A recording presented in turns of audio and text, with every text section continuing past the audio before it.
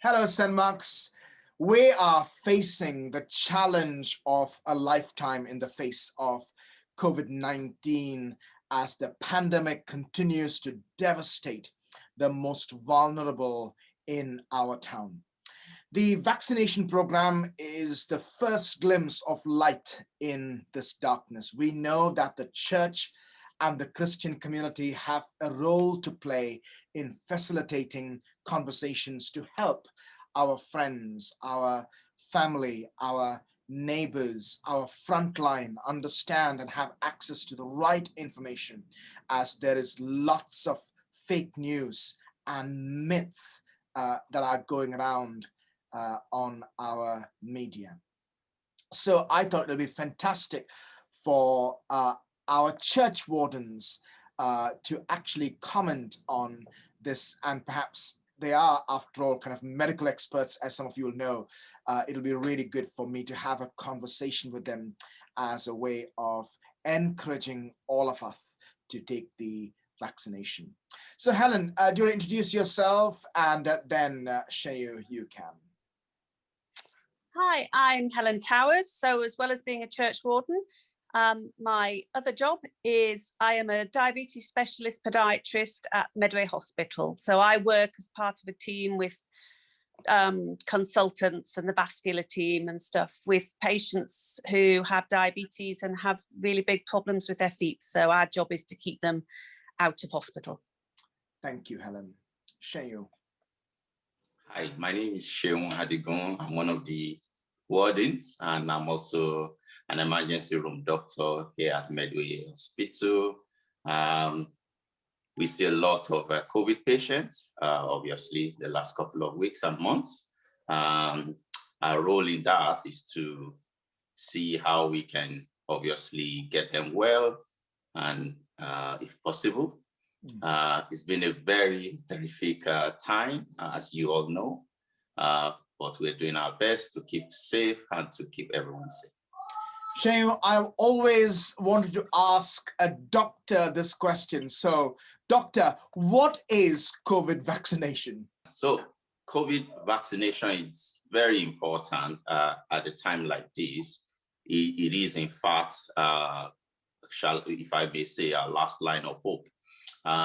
Because what we tend to achieve, what we're hoping to achieve with the COVID vaccination, is to introduce that molecule into the body, and then hopefully the body is able to mount,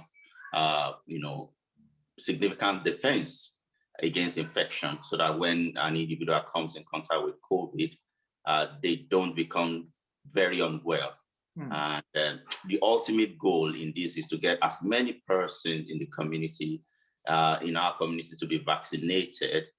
And when we have enough number of people vaccinated, then we can talk about herd immunity for the whole community and indeed our nation. And then we will hopefully in the nearest future be able to get as close as we can to what we will love to be normal for us. Thank you. Helen, how is the vaccination safe when it is done comparatively so quickly? Because, I mean, they've done loads and loads of different types of trials on different genders and different ethnicities. 100,000 plus adults have been tested. And from my experience of doing medical trials for things, the delays are usually when you're trying to get a date for the medical group to decide and give you permissions. But what's happened with these trials is that those permissions have been given a lot more quickly. So everything has been scrutinised in exactly the same way, but the permissions have come faster, yet they haven't had to wait like we would normally do. So we know that the vaccine works equally well across all ethnicities and genders. And we just need to be really thankful to those experts who designed it and have dedicated their lives to producing vaccines, and to the volunteers who are brave enough to try it out for us. Amazing. Seun, is it effective? The overwhelming evidence is that these vaccines are quite effective. The data has been very encouraging, and it's been really amazing. And I mean, like I say, we just need to encourage everyone to get on board and get vaccinated, get everyone that protection, and then we will then get closer to herd immunity, and then hopefully we will have our lives back. It is extremely effective vaccine. Fantastic. Helen, if someone's sitting at home and thinking, hang on a minute, I have not been called, how do I get a vaccine? How would you respond to them?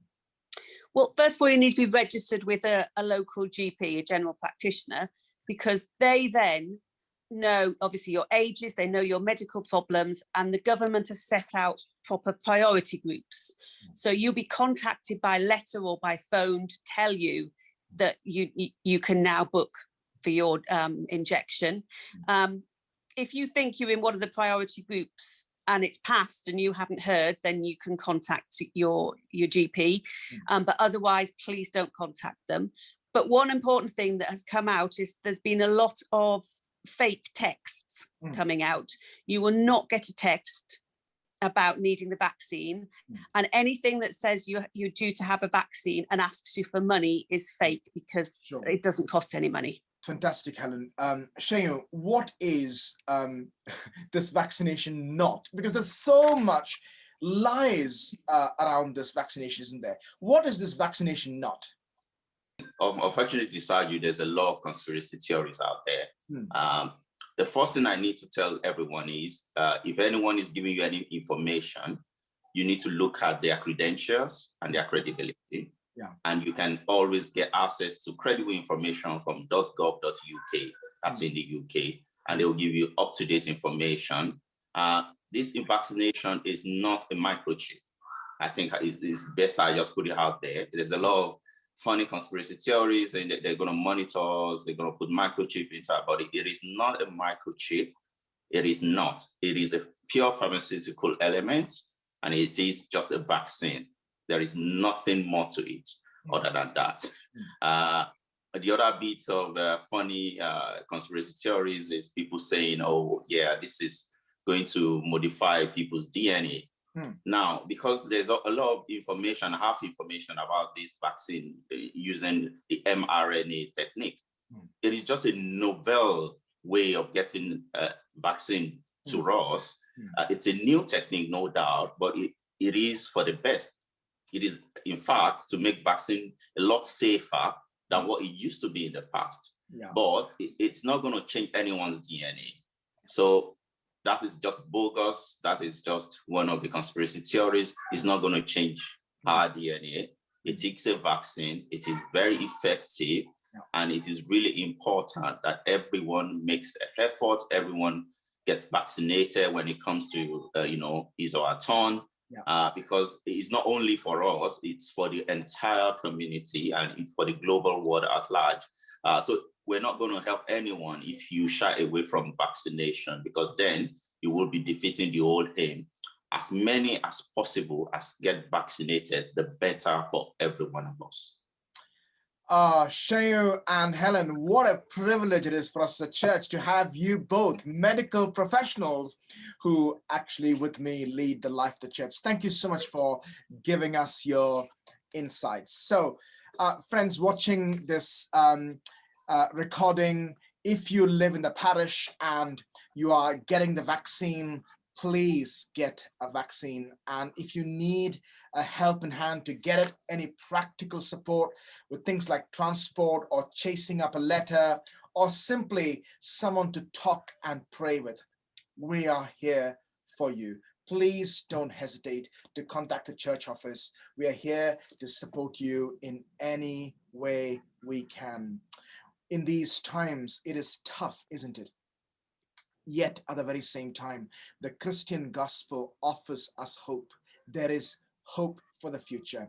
And sometimes God's answer to the problems we face are through the wisdom of doctors and nurses and researchers. And therefore, we must do the right thing and get a vaccine when it is offered to us.